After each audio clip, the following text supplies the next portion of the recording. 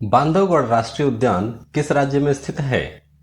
बांधवगढ़ राष्ट्रीय उद्यान आपका मध्य प्रदेश में स्थित है। ऑप्शन बी सही उत्तर हो जाएगा, मध्य प्रदेश। बांधवगढ़ राष्ट्रीय उद्यान मध्य प्रदेश राज्य में स्थित है। यह उद्यान उमरिया जिले में स्थित है। उमरिया मध्य प्रदेश के उमरिया जिले में स्थित है और यह उद्यान अपने बाघों के लिए उचित रूप से प्रसिद्ध है। बाघों के लिए प्रसिद्ध है। इनमें से कौन सा राज्य तीनों ओर से बांग्लादेश से घिरा हुआ है? बांग्लादेश से घिरा हुआ राज्य कौन सा है? वह है त्रिपुरा। ऑप्शन डी सही उत्तर हो जाएगा, त्रिपुरा राज्य, जो बांग्लादेश से तीनों ओर से घिरा हुआ है। त्रिपुरा भारत का एक राज्य है जो उत्तर पूर्वी क्षेत्र में स्थित है। भारत का तीसरा सबसे छोटा राज्य है और इसकी क्षेत्रफल कुल 10,491 वर्ग किलोमीटर है। त्रिपुरा की राजधानी है अगरतला और यह राज्य उत्तर, पश्चिम और दक्षिण में बांग्लादेश से घिरा हुआ है और पूरब में कौन है? असम और मिजोरम। आगे बढ़ते हैं। 2 पूर्ण अवधियों तक इनमें से किसने भारत के उपराष्ट्रपति का पद संभाला था? उपराष्ट्रपति का पद किसने संभाला था? इसका जवाब हो जाता है एस राधाकृष्णन। ऑप्शन ए सही उत्तर हो जाएगा, S Radhakrishnan. Doctor S Radhakrishnan और मोहम्मद हामिद अंसारी दोनों ने भारत के उपराष्ट्रपति को 2 पूर्ण अवधियों तक संभाला है। डॉक्टर एस राधाकृष्णन 1952 से 1962 तक 2 बार उपराष्ट्रपति रहे और 1962 से 1967 तक भारत के राष्ट्रपति भी रहे। मोहम्मद हामिद अंसारी 2007 से 2017 तक 2 बार उपराष्ट्रपति रहे हैं। तुजुके बाबरी इनमें से किस भाषा में लिखा गया था? तुजुके बाबरी किस भाषा में लिखा गया है? तो इसका उत्तर है ऑप्शन नंबर सी, तुर्की। तुजुके बाबरी तुर्की भाषा में लिखा गया है। तुजुके बाबरी जो है तुर्की भाषा में लिखी गई है और इसे बाबर ने अपनी आत्मकथा के रूप में लिखा था। तुजुके बाबरी बाबर की आत्मकथा है और बाद में इसे फारसी में अनुवाद किया गया है। राणा सांगा ने इनमें से किस युद्ध में बाबर के विरुद्ध लड़ाई लड़ा था? किस युद्ध में बाबर के विरुद्ध लड़ाई लड़ा था? तो इसका उत्तर है ऑप्शन बी, खानवा का युद्ध। दोस्तों, खानवा का युद्ध, ये खानवा का युद्ध राणा सांगा और बाबर के बीच में लड़ाई हुई थी। राणा सांगा ने बाबर के विरुद्ध खानवा के युद्ध में लड़ाई लड़ी थी। यह युद्ध 16 मार्च 1527 को लड़ा गया था। 16 मार्च 1527 को लड़ा गया था और इस युद्ध में बाबर की जीत हुई थी। इनमें से कौन सा राज्य 2011 की जनगणना के अनुसार दूसरा सबसे अधिक आबादी वाला राज्य है? सबसे अधिक आबादी वाला राज्य कौन सा है?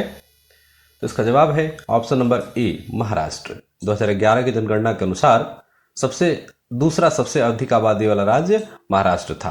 पहला कौन सा था? तो पहला है उत्तर प्रदेश। 2011 की जनगणना के अनुसार उत्तर प्रदेश भारत का सबसे अधिक आबादी वाला राज्य था। भारत का सबसे अधिक आबादी वाला राज्य उत्तर प्रदेश था और उसके बाद महाराष्ट्र की जनसंख्या कुल 11,23,74,333 थी, जो भारत की कुल जनसंख्या का 9.28% है। इनमें से किस देश में सरकार का संसदीय स्वरूप है? किस देश में सरकार का संसदीय स्वरूप है? तो इसका उत्तर है ऑप्शन नंबर सी, न्यूजीलैंड। संसदीय स्वरूप है न्यूजीलैंड में। तो भारत में सरकार का संसदीय स्वरूप है।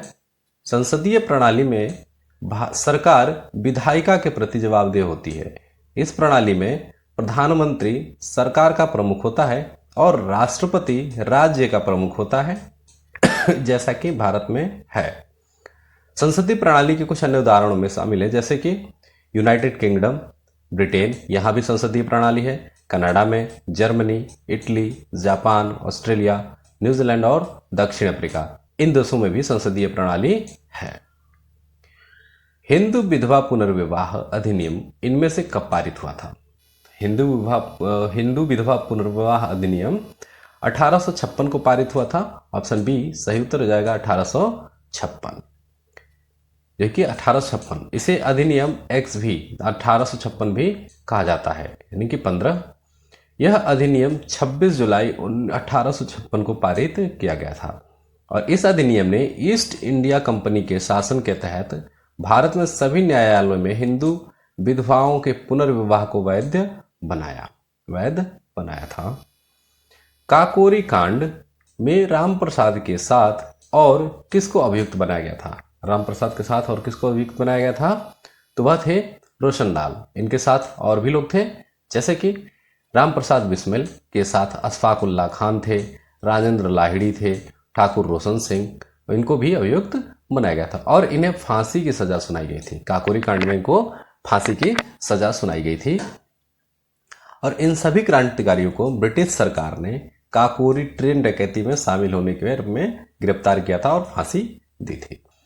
काकोरी कांड 9 अगस्त 1925 को हुआ था और इस घटना में हिंदुस्तान रिपब्लिक एसोसिएशन के क्रांतिकारियों ने लखनऊ के पास काकोरी में एक ट्रेन को लूटा था और इसका उद्देश्य क्या था कि हथियार और धन जुटाना, ब्रिटिश सरकार से हथियार और धन जुटाना। न्यायिक समीक्षा की अवधारणा को इनमें से किस देश के संविधान से लिया गया है? इसका जवाब है यूएस। ऑप्शन ए सही है, यूएस। न्यायिक समीक्षा की अवधारणा संयुक्त राज्य अमेरिका के संविधान से ली गई है। भारतीय संविधान में न्यायिक समीक्षा की शक्ति का उल्लेख अनुच्छेद 13, 32, 131, 136, 143, 226 और 246 में किया गया है। यह शक्ति सर्वोच्च न्यायालय और उच्च न्यायालयों को अधिकार देती है कि कानूनों और कार्यकारी कार्यों को संविधान के अनुरूप जांच सके और यदि आवश्यक हो तो उन्हें अमान्य घोषित कर सके।